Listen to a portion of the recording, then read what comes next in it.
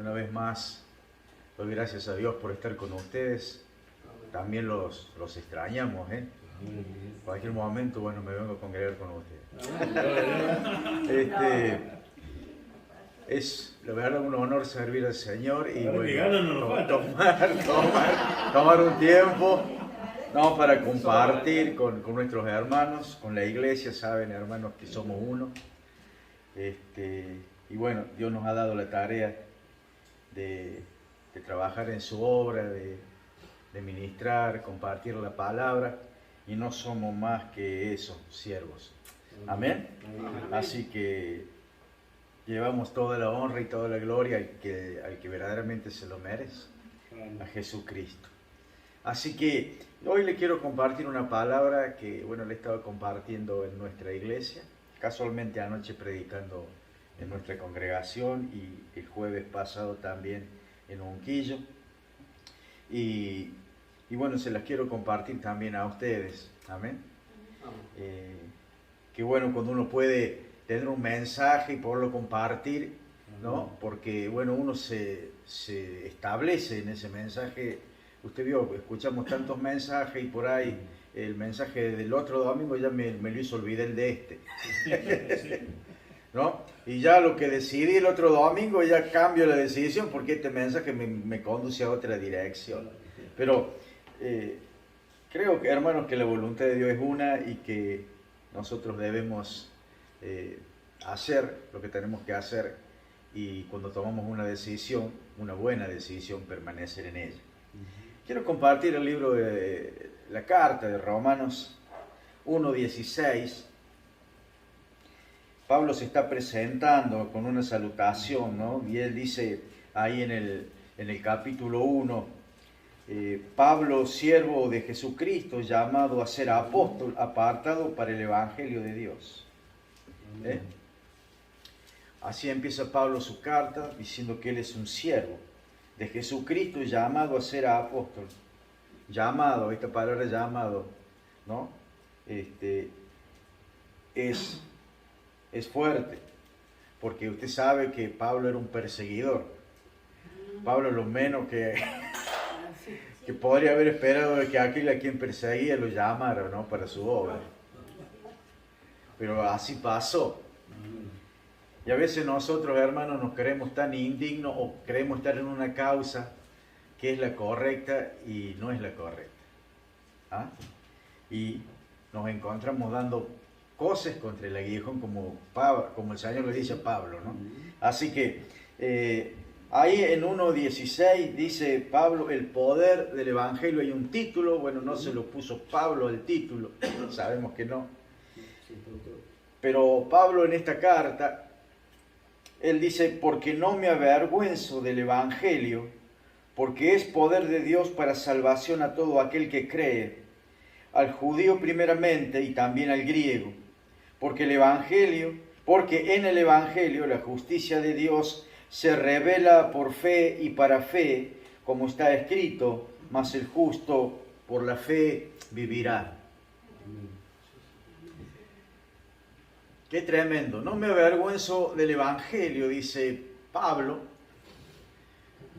Y Pablo ha sido un hombre que ha perseguido al Evangelio. Él en su ley, él en su doctrina, él en su tradición, él defiende a capa y espada lo que ha creído y ha creído bien. Pero no ha entendido que ha llegado un tiempo de cambio, ha llegado el día esperado por Israel y la humanidad, ¿no? De la llegada de aquel Mesías. Ellos lo negaron, no lo quisieron recibir, no creyeron que ese era el Mesías, el Hijo de Dios. Así que lo persiguieron. Lo persiguieron. Entonces, Pablo, él está defendiendo la ley, él es un erudito, una persona muy capaz. Ustedes ya han estudiado Pablo con el pastor, así que eso me da una ventaja. No estoy tratando de que conozcan quién es Pablo. Entonces, Pablo, usted sabe que es una persona muy, pero muy preparada. Conoce la Escritura, no solo que las conoce, sino que sabe, las tiene en su mente, las tiene en su corazón, sí, y en su cerebro. Ayer hablamos de eso, perdón. Sí, sí, sí. Ayer justo estaba viendo hecho la parte de que dice que está cuando cae un tico. O sea, pero eso, o sea, la vez que leo, nunca, los años que vengo leyendo nunca me dejó asombrar. Dice que estaba hablando, empezó a hablar a la mañana. Llegó a la medianoche. Ahí se cae un tico al tercer piso. Lo resucita y sigue hablando hasta el amanecer. Claro. Mira si un hombre que tenía en el cerebro y en el corazón cosas. Claro. Perdón, Sí, no, y tenía así el mismo celo que tenía para defender la ley, ¿no? Para defender su postura en la fe, también lo hizo en el Evangelio y dio su vida dio por el Señor. Entonces Pablo, que es un perseguidor de la iglesia, que en algún momento habrá dicho, me da vergüenza que estos hermanos míos judíos se hayan dado vuelta a creer en un nazareno, a creer en esta mentira. Para ellos Jesús no había resucitado, habían robado su cuerpo, que es lo que hicieron divulgar. Entonces, totalmente incrédulos, perseguían esta nueva religión, este nuevo movimiento, los del camino. y en eso estaba Pablo. Entonces, él se habrá avergonzado muchas veces de conocidos de él, ¿no? Que recibieron a Cristo, se encontraron con Jesús y los tuvo que perseguir. Este hombre luego viene a escribir esta carta después de haber tenido un encuentro con Jesús y dice, no me arrepiento del Evangelio. No me arrepiento del mensaje, no me arrepiento de estas buenas nuevas, porque es, ¿no?, poder de Dios para salvación. Lo primero que a Dios le importa es que seas salvo. El hombre está destituido de la gracia de Dios, está apartado de Dios, espiritualmente muerto.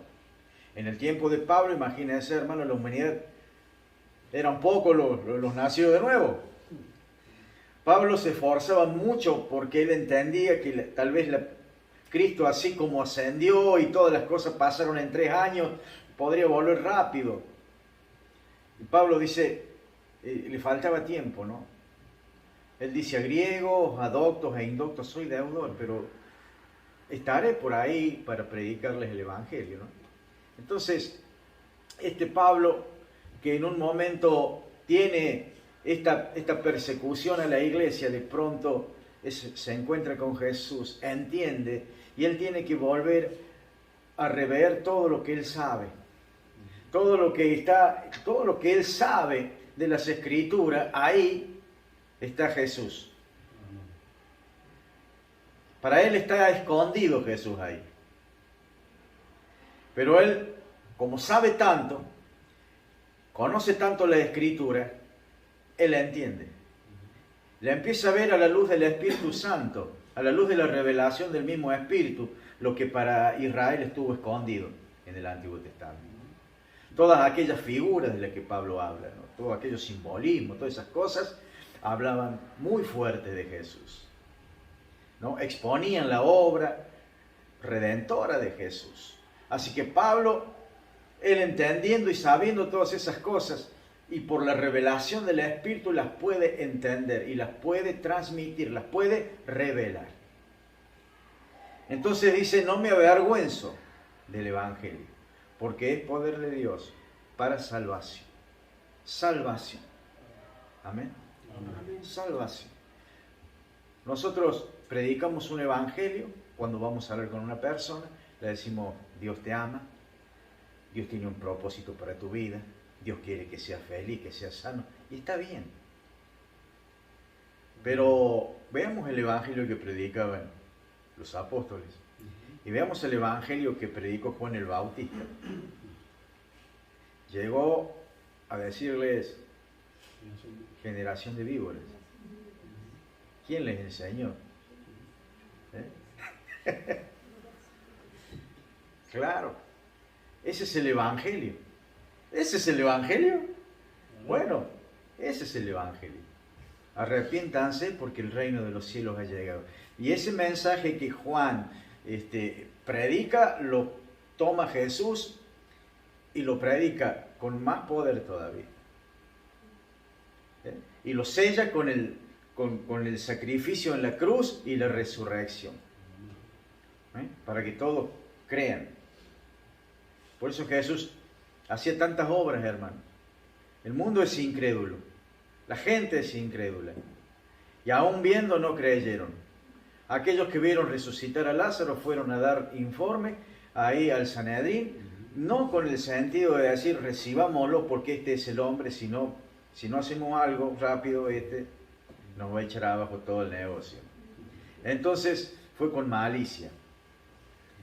Pablo dice que su evangelio es poder de Dios para salvación. Y ahora Pablo va a pasar, ¿no?, a mostrar o a exponer alegatos. Pablo larga esta carta, hermano, hablando del evangelio, que es buena noticia, pero no empieza con buena noticia. Empieza con la peor noticia. Empieza exponiendo la maldad del hombre. Empieza exponiendo y dando, ¿no es cierto?, estos alegatos, estos testimonios de lo que es el hombre, lo que es la naturaleza del hombre, cómo vive el hombre. Entonces, inmediatamente, ya en el versículo 18, dice Pablo: porque la ira de Dios se revela desde el cielo contra toda impiedad e injusticia de los hombres que detienen con injusticia la verdad. Porque lo que de Dios se conoce es manifiesto, pues Dios se lo manifestó.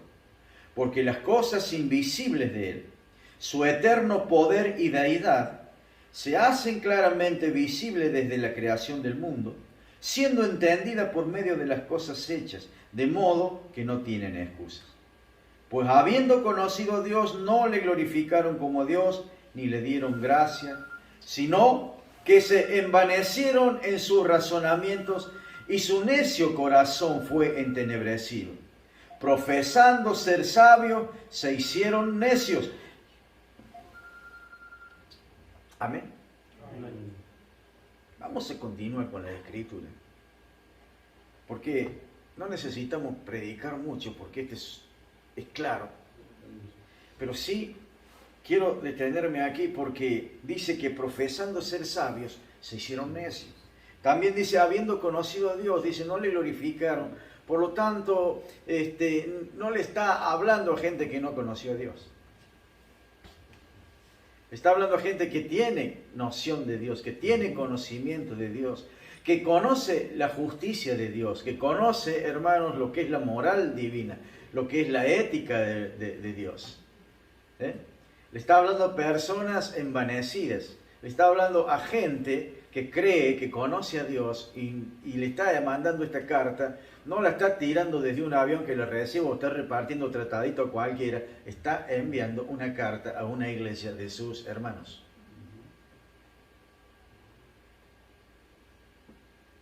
Así que no me extraña, hermano, esto, porque en el día de hoy, todavía como creyentes, hay muchas cosas que arrastramos y que por la forma en que el mundo está viviendo ahora, son imperceptibles, hermanos, porque esa forma supera con creces muchas veces nuestros errores y nuestras fallas, y ya la perdemos de vista porque somos superados por cosas mayores. Y aquellas pequeñeces parecieran ser inofensivas y quedan pegadas a nuestro testimonio.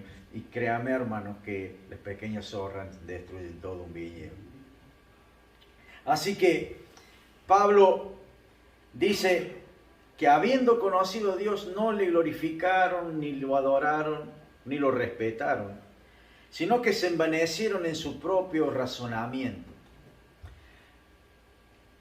¿Qué fue lo que le pidió Dios a Salomón cuando fue entronizado?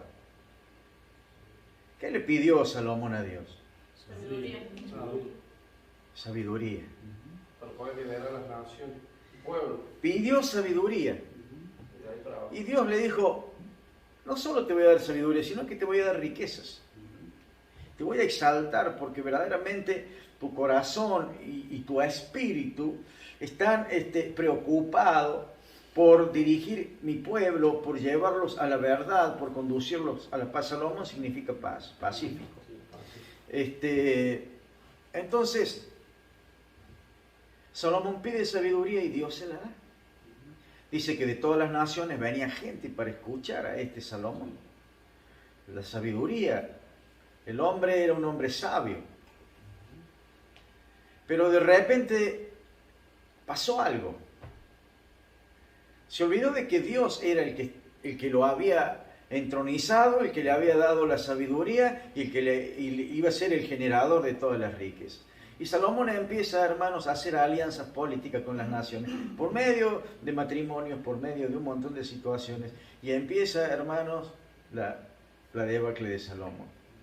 ¿Por qué? Porque acá lo podemos entender, Pablo lo explica bien, dice, empezó a razonar.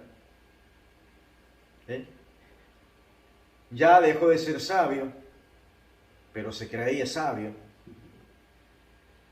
Y empezó a razonar en su mente carnal. Y empezó a buscar las soluciones que Dios ya le había prometido. Él quiso hacerlo por su cuenta. Él quiso asegurar todas las cosas. E introdujo el pecado dentro de la nación. Introdujo el pecado dentro del templo mismo. Empezó a recibir dioses de todas las naciones, los empezó a honrar a las mujeres, a sus concubinas que venían con sus religiones, él les respetaba. Fue tan tremendo esto de Salomón que hasta el día de hoy la nación se desmembró. Hasta el día de hoy, hermano, está el desparramo de esta gente por todo el mundo. Mire lo tremendo que es la necedad. Salomón habrá vuelto en sí, se habrá arrepentido, pero hay una realidad, hermano, que aun cuando Dios mismo nos dé sabiduría e entendimiento, no deja de ser nuestra responsabilidad usar bien lo que Dios nos da.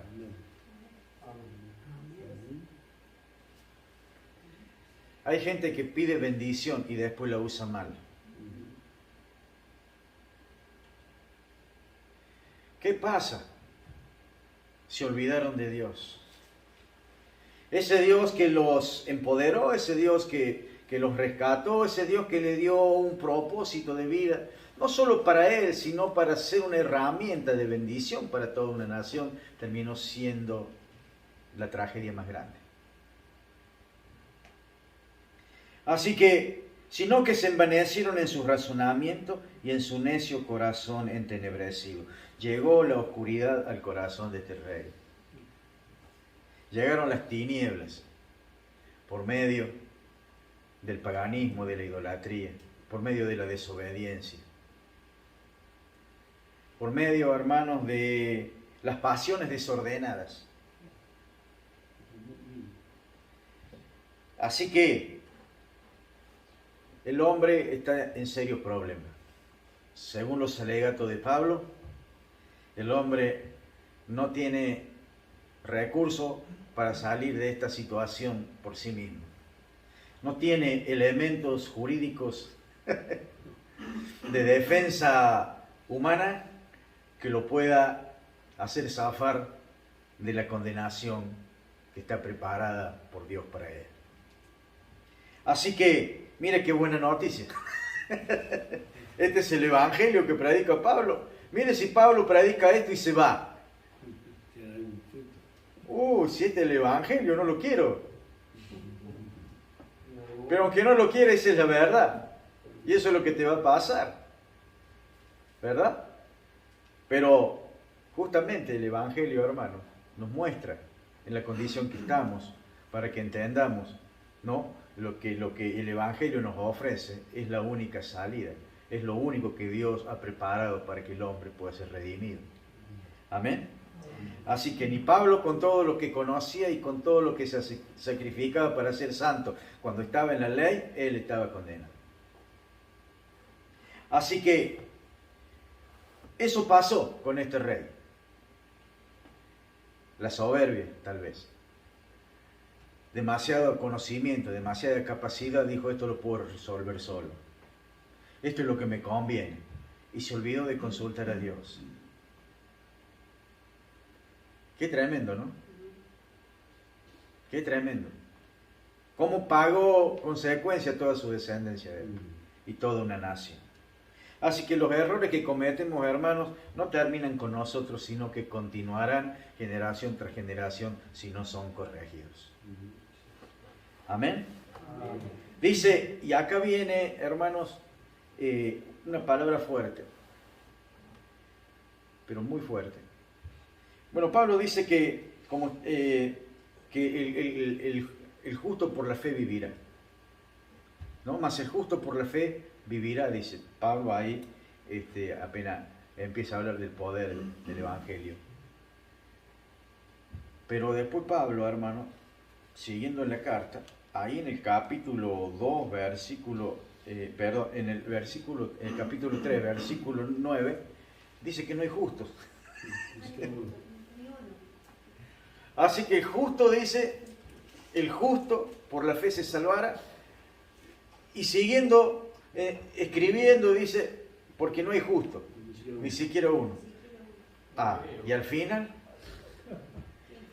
¿cómo estamos acá? Me decís que el justo se va a salvar por la fe y que no hay justo. Estamos fritos todos. Estamos fritos. Chao. Entonces Pablo empieza a preparar un camino para soltar las buenas nuevas. Así que dice, y cambiaron, el versículo 23 del capítulo 1, y cambiaron la gloria del Dios incorruptible en semejanza de imagen de hombres corruptibles, de aves, de cuadrúpedos y de reptiles. Por lo cual también Dios los entregó a la inmundicia en las concupiscencias de sus corazones, de modo que deshonraron entre sí sus propios cuerpos, ya que cambiaron la verdad de Dios por la mentira, honrando y dando culto a las criaturas antes que al Creador, el cual es bendito por los siglos. Amén. Amén. Por esto Dios los entregó a pasiones vergonzosas, pues aún mujeres cambiaron el uso natural por el que es contra naturaleza. Y de igual modo también el hombre, dejando el uso natural de la mujer, se encendieron en su lascivia unos con otros, cometiendo hechos vergonzosos, hombres con hombres, y recibiendo en sí mismo la retribución debida a su extravío.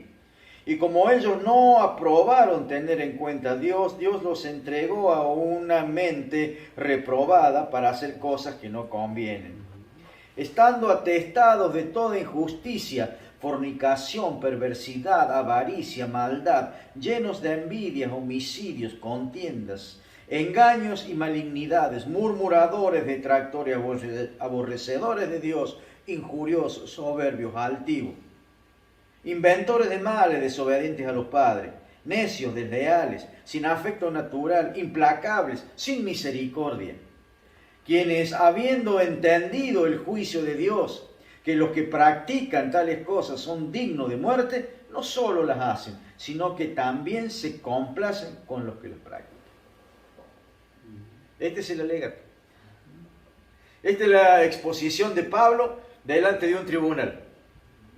¿Quién es el acusado? El hombre, la raza humana. ¿Por qué se lo acusa? Por lo que acabamos de oír. ¿Cuál es el veredicto? La sentencia es muerte.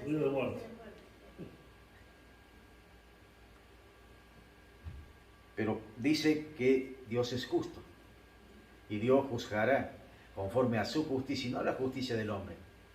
Él no va a venir a escucharnos a nosotros, justificarnos por las obras.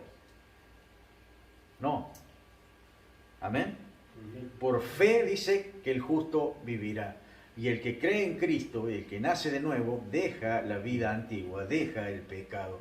Hermano, deja el pecado en toda su esencia, en toda su sustancia. Lo deja.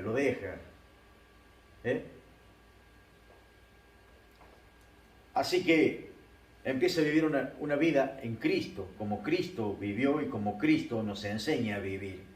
No dando rienda suelta a la carne, no viviendo según la carne, que está enemistada con Dios, que está peleada con el Espíritu, sino viviendo en el Espíritu y dando los frutos del Espíritu de Dios.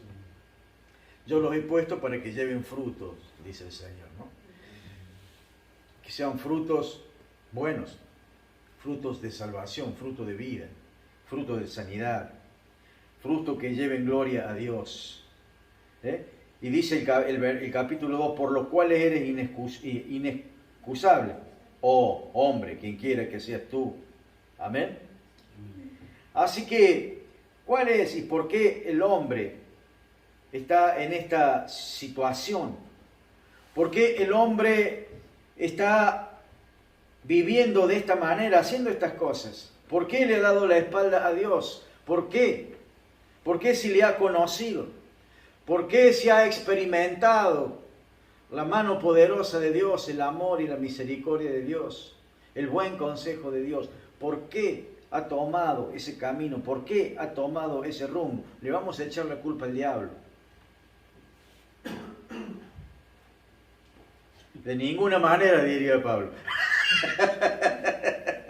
De ninguna manera.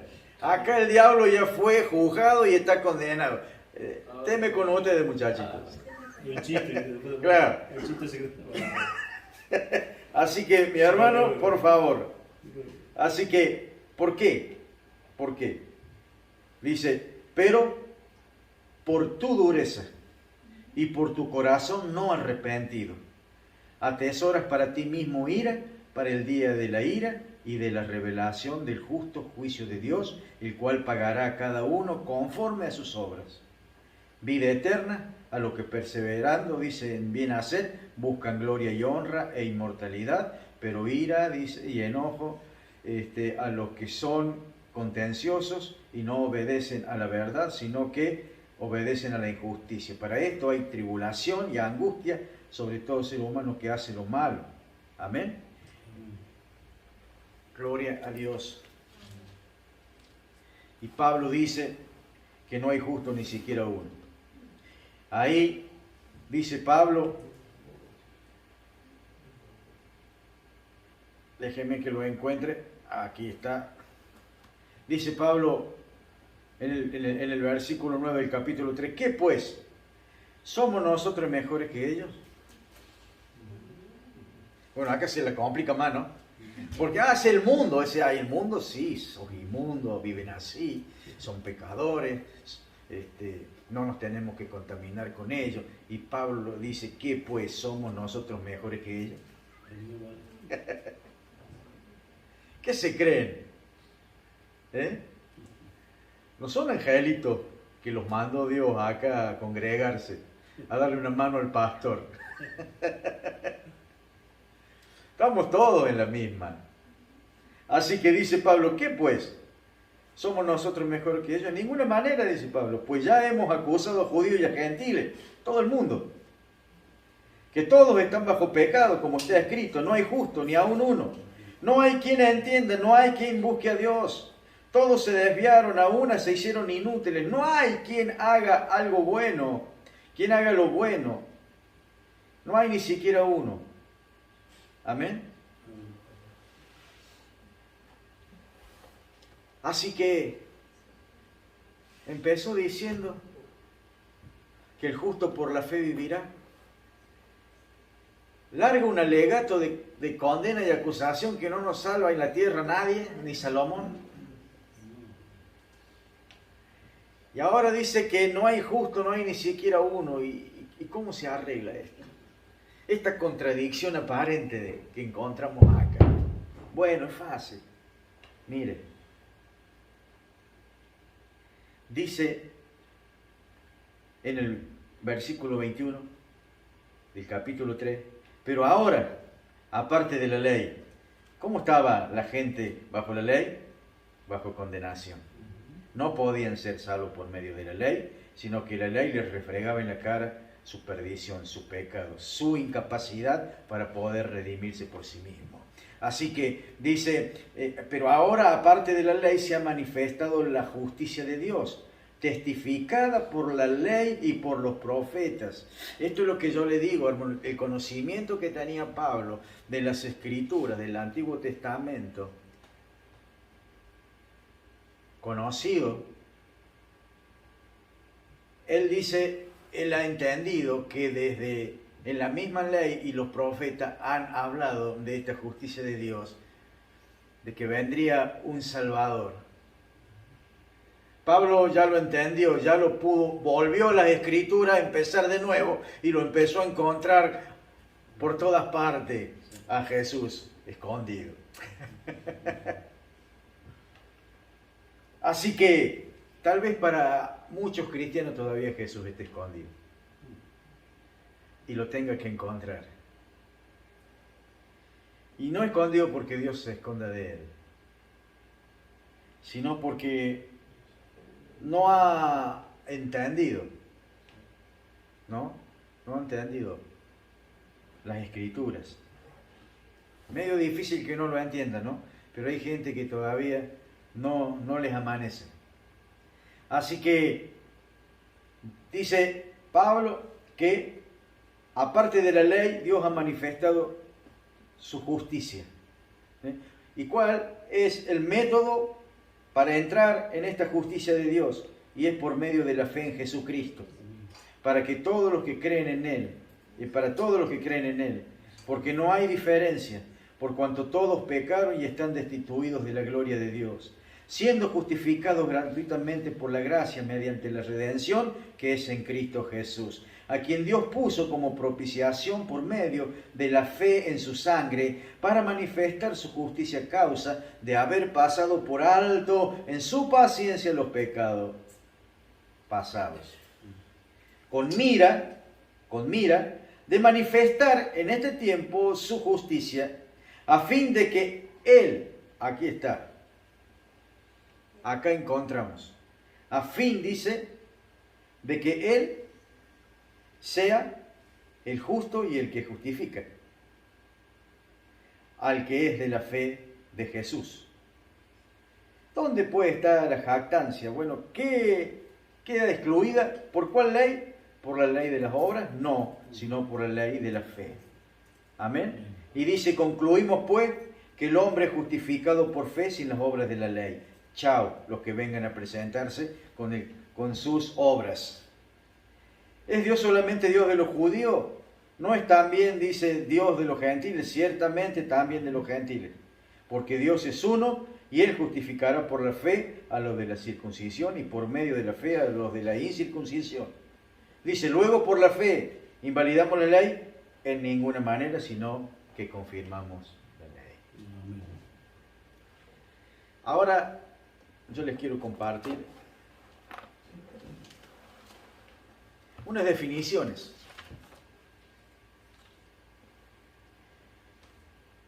De algunas palabras que están en el alegato.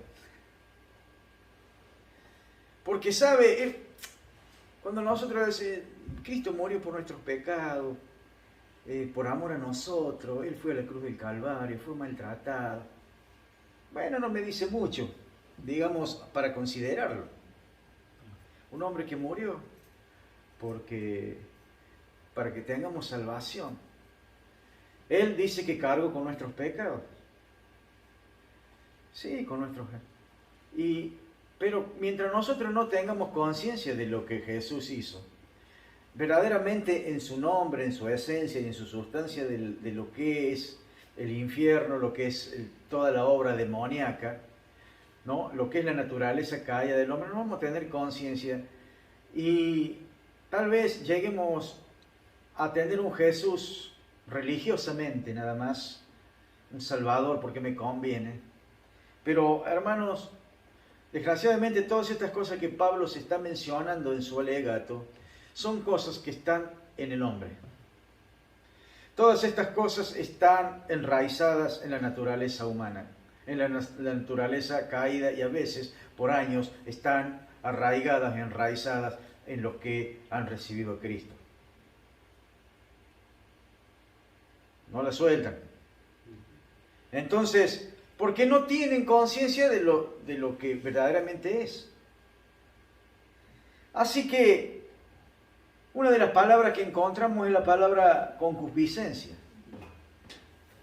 Y la concupiscencia dice que es deseo de bienes materiales o terrenos, en especial deseo sexual exacerbado o desordenado.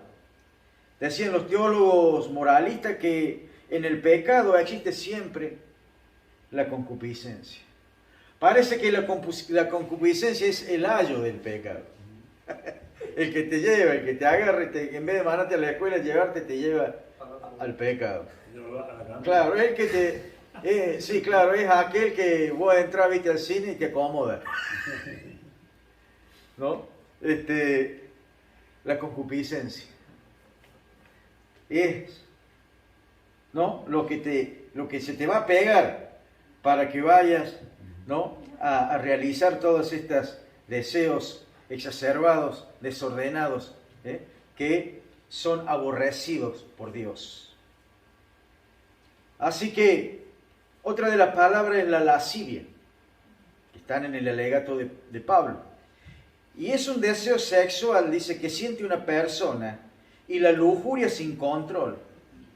Se entiende por lasciva a aquella persona que no tiene capacidad de mirar al prójimo que no sea morbosa, sintiendo deseo sexual por éste.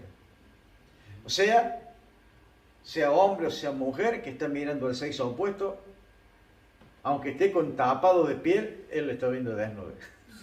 Y no lo está viendo ahí, lo está viendo en una cama. O sea, dándole rienda suelta a toda esa pasión desordenada, ¿no? Esa bestialidad. Bueno, esa es la lascivia, mi hermano. Y desgraciadamente hay mucha gente que es creyente y los ojos se le van detrás de un cuerpo bien formado, ¿no? Por eso es recomendable, no es pecado, pero hace pecar una minifalda en el culto, un escote muy abierto, ¿no?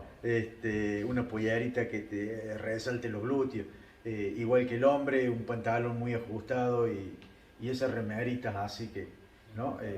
Claro, y hoy en día vemos predicadores muy bien vestidos, ¿no?, para una pasarela en Milán, pero no en la iglesia. Así que, como los ratones son para todos, van a ir a la mente de la mujer como la del hombre. Pastor, hay un versículo que habla justo, que siempre vemos en el pastor, Así que habla de un orden, pero no, habla de un orden también, sí, de la vestimenta. habla. Vemos Hay muchos que están predicando que la vestimenta no importa, importa el corazón. Bueno, a lo mejor vos estás cuidando el tuyo, pero no estás cuidando el de tu hermano. ¿Me entiendes? Entonces, la iglesia fue llamada a ser santa y a ser sencilla y decorosa. No exagerar, no provocar, no entrar con la sensualidad dentro del templo, ni en ninguna parte. Amén. O sea, no es que seas un lillera y te vista de harapo, no. Dios quiere que seas un príncipe, vístete bien, ven a la iglesia. Moda, pero con Claro, pero hermanos, esa ropa actual, pero hay algo que vos tenés que entender, que nosotros ya somos templo del Espíritu Santo. Acá a la salida vendemos trajes menonitas. Bueno, está bien, compren. Justo los trajes de milagroso. Está buenísimo. Entonces, hermano, mire lo que es la lascivia. Una persona lasciva, se le van los ojos detrás y la cabeza empieza.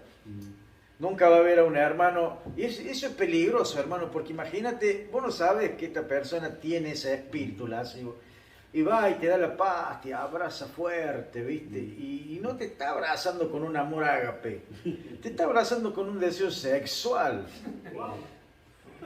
Claro. Eso sí es la lachi. No se ríe, hermano, porque eso está introducido, hermano. Hermano, hay pastores que caen.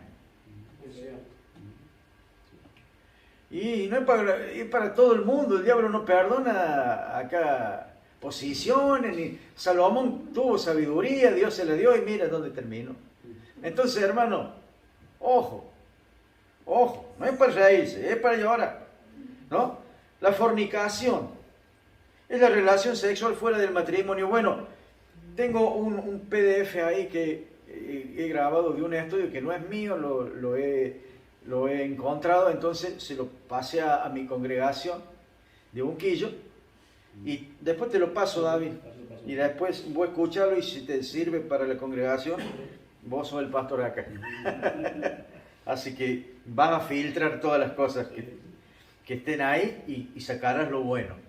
Entonces, hermanos, pero también lo que es la fornicación, yo lo resumí ahí nomás, pero viene de una raíz latina, fornix, ¿no? Y tiene que ver con los burdeles que iba la gente a beber y a tener encuentro con las prostitutas, ¿no?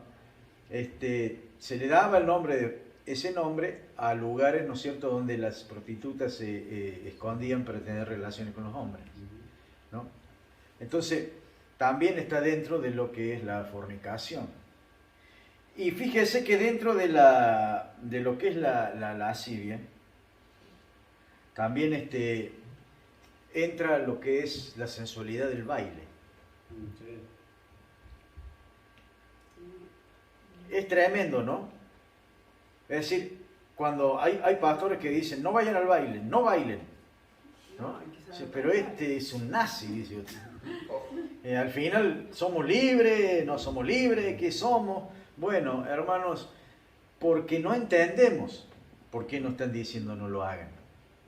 Nos están metiendo, música, claro, de los movimientos, claro, de la ropa, exactamente, todo está, ¿no es cierto? Está todo todo preparado. Todo para pecado humano. Está todo preparado para eso, ¿me entiendes? Para que la lascivia se actúe a su gusto. Entonces, claro, entonces si usted ve ciertas danzas, ciertos bailes, la sensualidad, el salir desnudo, semidesnudo a bailar, imagínense qué fuerte que es eso, hermano, que le costó la cabeza a Juan, Sí. el Bautista. Sí. Una danza. ¿Me entiende, hermano? Lo que provoca. Te despierta a todos los indios. Los caníbales te despiertan, no cualquier indio. Entonces, hermanos, fíjese, nosotros lo compartimos con seria pizca de sonrisa, pero debiera doler, porque ¿sabe qué, hermano? Tarde o temprano eso te va a tocar ahora. Te va a agarrar mal paradito, medio descuidadito, y de pronto va a tener los ojos clavados donde no tiene que estar, escuchando lo que no tiene que oír, en el lugar donde no tenés que ir. Y ahí va a estar porque tenés que predicar el Evangelio. Pastor, vamos a Claro. ¿sabemos Pastor, los boliches predicar a los jóvenes? ¿Puedo ir a predicar al casino? ¿O el boliche? Me dice, bueno, no voy a comentar nada, porque a ver No, si conozco casos después de- sale y lo ven y me ahorcan. Conozco a alguien que iban a predicar a los boliches. Claro, sí. Sí, me imagino. La unción que Yo salía. se llenaba el iglesia un día. Yo se llenaba la iglesia. Qué tremendo, ¿no? Entonces, bueno, miren, lo que es la fornicación. Y también está la perversidad. Proverbios 6, 12 al 19.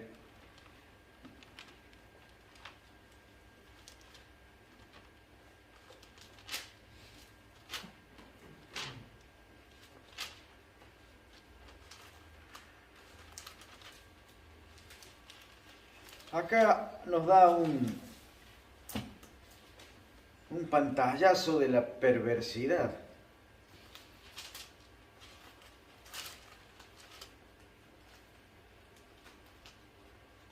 Acá lo tenemos. Dice así.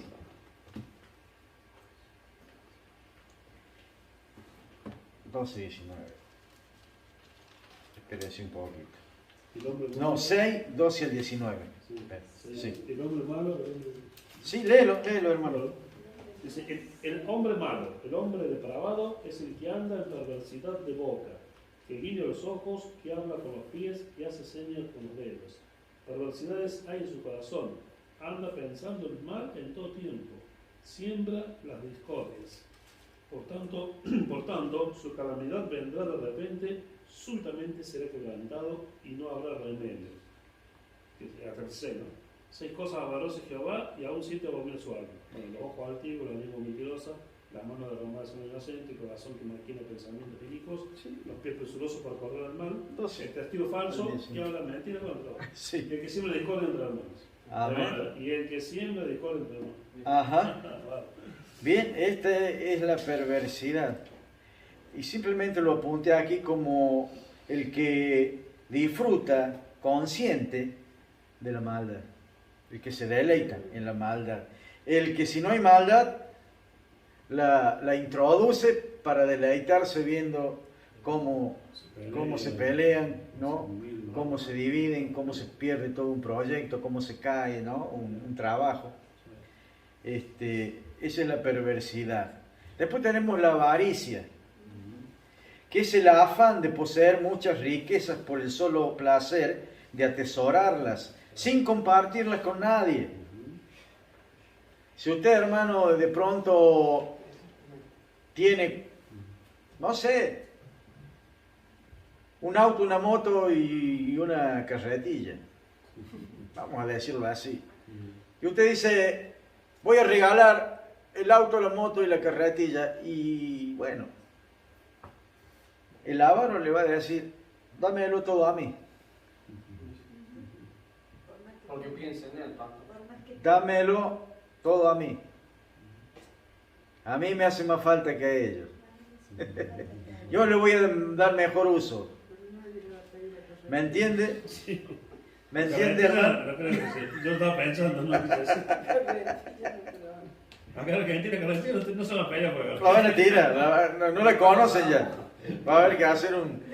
Claro. Y si yo voy a un camión de pan, viste que se cae un camión de pollo, Claro. de vaca, lo que sea, todo solo, se cae un camión de pan. Nadie le va. Lo malo, hermano, y doloroso de que el avaro no tiene sensibilidad. ¿Entiende eso? El avaro no tiene sensibilidad. La única sensibilidad que puede él decir que tiene, que es sensible y el apego a las cosas para él. Si te ve que te estás hundiendo, difícilmente te tira un salvavidas. Así que, hermanos, y a veces nos deslizamos poquitito, y ya estamos en la vereda de ser avaros. Y fíjese, hermanos, de que es muy feo esto. Dice que es un afán, y Dios dice, por nada estén afanos. Amén. Sino que esperen en Dios, que conoce la necesidad de cada uno. Amén. Y Él va a suplir conforme a su riqueza en gloria. Así que, hermanos, también una de las cosas que promueve, digamos, la persona perversa, que es la murmuración, que es hablar de otros con la intención de hacerle daño o molestarlo, o sea, el chisme. El chisme. Otra es la envidia. Es un sentimiento de tristeza o enojo que experimenta la persona que no tiene o desea tener para sí sola algo que otra persona posee. Mientras que otro no lo tenga, él no va a tener la necesidad de tenerlo. Yo cambio el auto, yo cambio el auto, Claro. Fíjese que puede ser una persona que aborrece los gatos y que es alérgica. Si llega a tener un gato, se muere. Sin embargo, si va a una casa y ve que alguien tiene un gato, aunque se muera, va a tener un gato. Y si es el gato ese que tiene la persona, mejor todavía. Dame, quiero ese gato. Pero vos sos, no importa, vos dámelo lo mismo.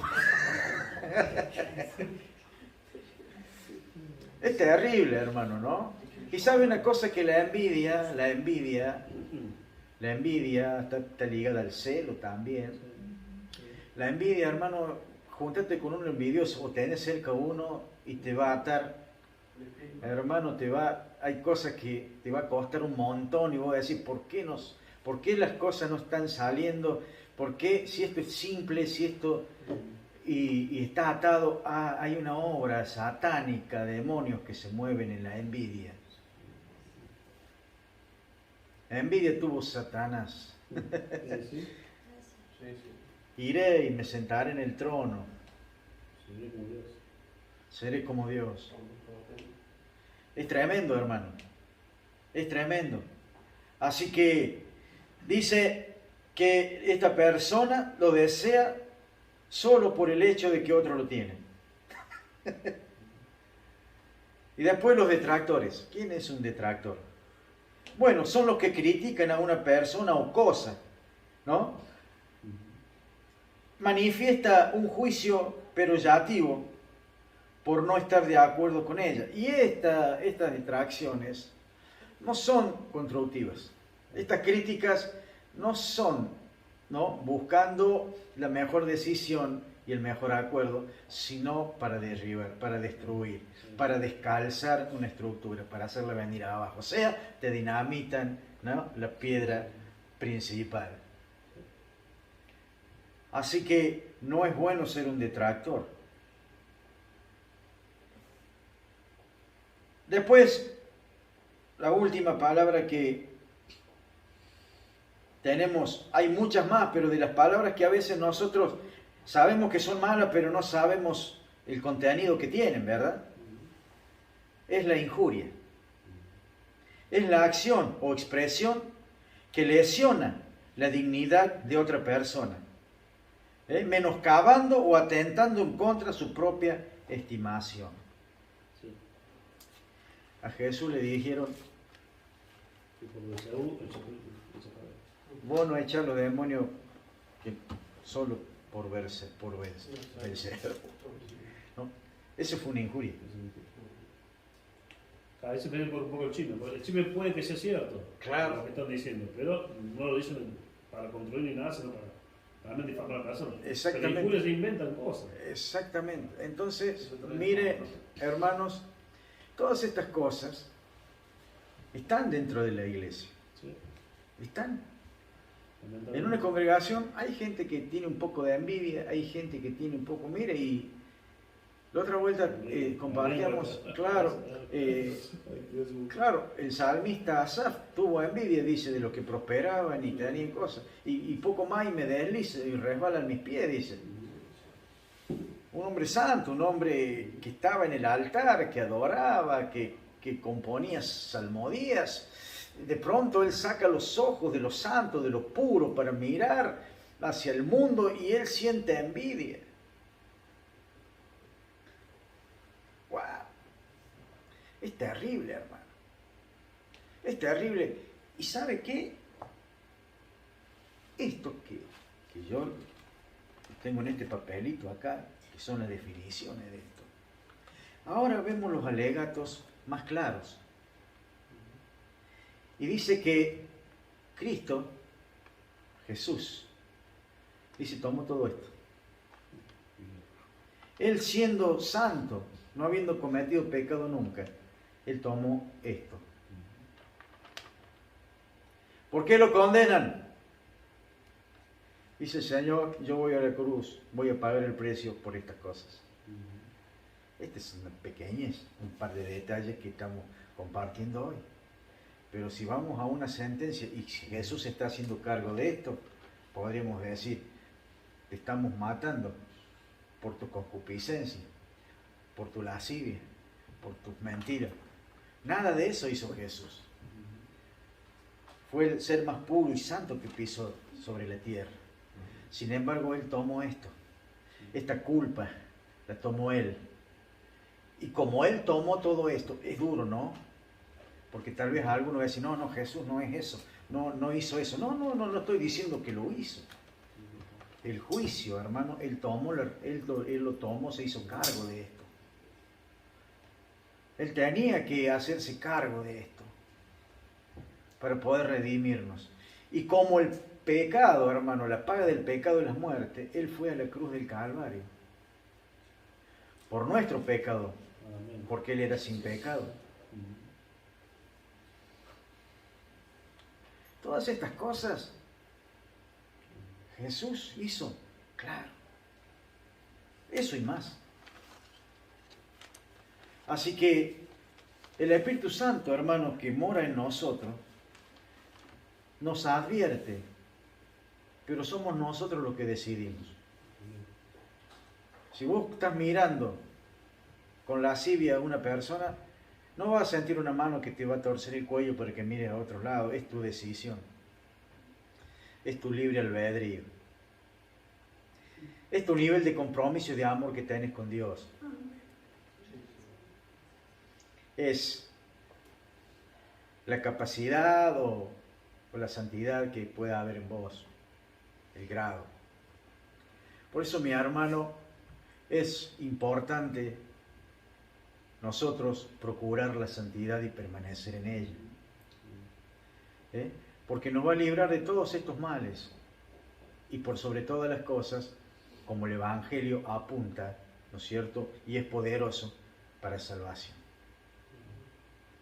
De estas cosas nos vino a salvar Dios. Ahora una enfermedad física. Bueno, Pablo murió con un problema, ¿no es cierto? Que Dios le dijo, bástate con mi gracia. Y tal vez vos como siervo, como creyente, tengas que lidiar con una enfermedad hasta el último día de tu vida.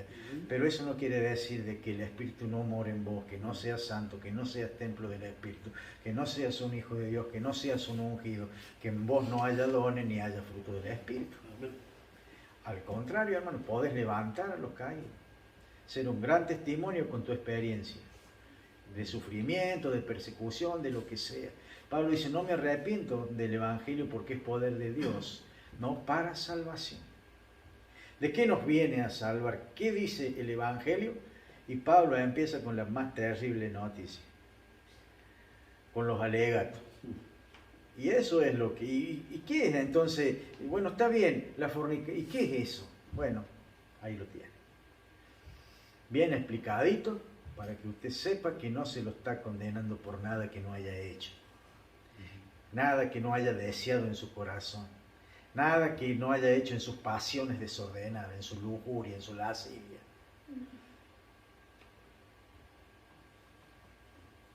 Terrible, ¿no? Sacrificado todo, ¿no? Claro, el hombre está condenado y necesita a alguien que tome estos alegatos y nos saque de la prisión y del castigo eterno. Jesús lo hizo. Amén. Ponete sobre tus pies. No es digno de un fuerte aplauso, Dios. No es digno de un gloria a Dios. No es digno de un aleluya. Bendito es Dios. Misericordioso es Dios. Que vino a remover toda esta basura que había en nosotros. Éramos tachos donde estaba toda esa inmundicia. Y nos ha hecho vaso de honra. Vaso donde Él ha puesto su espíritu. Eso es el Hijo de Dios. Eso somos y debemos procurar eso. Y si algún destello de estas cosas todavía están ahí fuertes, hay que desarraigarse, mi hermano. Pida a Dios, renuncie todos los días. Hermano, vaya por donde sus ojos no vean lo que no tienen que ver. Vaya a una reunión que edifique, no que lo mortifique y que lo haga perder. Hermano, esta es la humanidad caída. Esta es la esencia del hombre que vino a rescatar Dios. Esto éramos en un tiempo nosotros. Pero a veces la vieja vuelve. La vieja naturaleza. Y no está muerta, hermano. No está muerta. Está más viva que nunca y pelea todos los días contra el espíritu. Todos los días pelea contra el espíritu. No descanse, en algún momento tiene que caer un dardo. Así que, hermano, su escudo no tiene que bajar la guardia. Siga adelante en la fe, siga adelante en el verdadero evangelio. Cuando predique el evangelio, predique como predicaba Pablo, como predicaba Jesús, como predicaba Juan el Bautista, aún como predicó Jonás, arrepiéntanse, porque en 40 días no va a quedar ni el perro, ni el gato, ni los pollitos, si no se arrepienten, todo va a ser destruido en Nínive. Seamos sabios y permanezcamos en la sabiduría, no en la vanidad de nuestros razonamientos, porque culpa de eso, hermanos, ya tenemos doctrina dentro de la iglesia de todos los colores y lleno de gente dándole gloria. Por eso están amando más las cosas creadas que el Creador. Hermano, los romanos adoraban a Invictus y era simbolizado por caballos.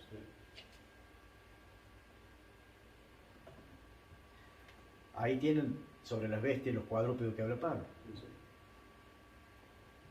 Así que no está hablando cosas que no conoce Pablo. Si él las dice es porque tiene bien documentado y bien conocido todas las cosas que él habla. Así que gracias a Dios, porque si bien no somos justos, hay uno que nos justifica, para que Él sea el justo y el que justifica. Gloria a Dios. Oramos. Amado Dios y Padre, te damos gracias. Gracias porque por nosotros mismos, Señor, no hubiéramos podido salir de esto. Necesitábamos, Señor, alguien santo, puro. Señor, que no estuviera contaminado con esta naturaleza caída. Que viniera, Señor, al rescate. Señor, y que tomara, Señor, estas actas, Señor, que estaban en contra nuestra, y las clavara en la cruz. Señor, y nos diera vida nueva. Señor, porque no solamente nos declaraste, Señor, libre de condenación, sino que nos marcaste un camino, Señor, de santidad, un camino de prosperidad, un camino, Señor, de buenas obras, un camino, Señor, donde el fruto del Espíritu, Señor, hace nueva todas las cosas en nosotros. Por eso, Dios mío, si hay, Señor, si hay algo en el corazón, Señor, de cada uno de los que estamos, Señor, hoy aquí, Señor, sea quitado, Padre, en el nombre de Jesucristo de Nazaret, en el nombre de Jesús, Señor, quien ha venido y ha vencido. Todas estas cosas han sido vencidas y nosotros podemos vencer por Cristo y por el Espíritu de Dios. Por eso, Señor, reprendo, Señor, toda concupiscencia. Señor, echo fuera esta inmundicia. Señor, la lascivia, Señor, la echo fuera, Señor, la reprendo en el nombre de Jesucristo.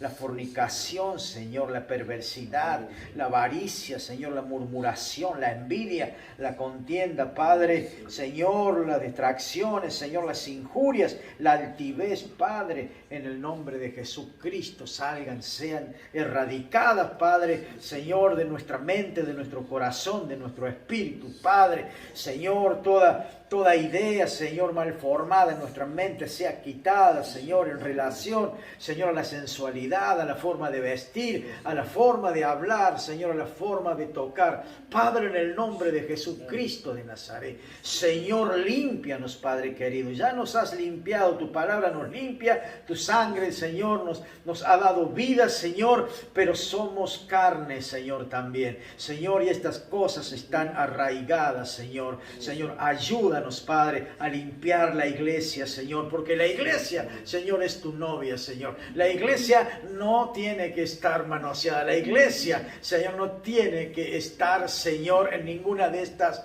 situaciones, en ninguna de estas inmundicias, porque tú vienes a buscar, Señor, a una novia sin mancha y sin arruga. Por eso, Padre querido, te doy gracias. Gracias en el nombre de Jesús. Amén. Amén. Y amén. Dios les bendiga, hermano. Gracias por invitarme. Que Dios les bendiga mucho.